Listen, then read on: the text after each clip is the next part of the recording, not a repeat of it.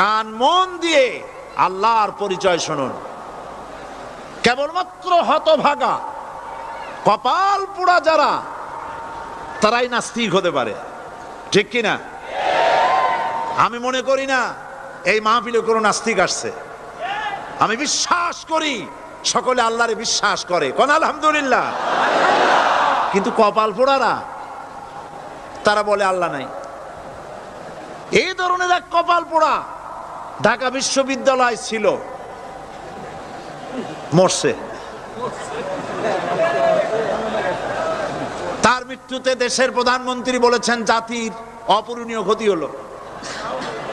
আমি বললাম অপূরণীয় ক্ষতি হয় না, শয়তানটা কমছে। সে মরার আগে বলেছি কি জানেন? মরার আগে বলেছে আমার লাশ গোসল হবে না, দাফন হবে না,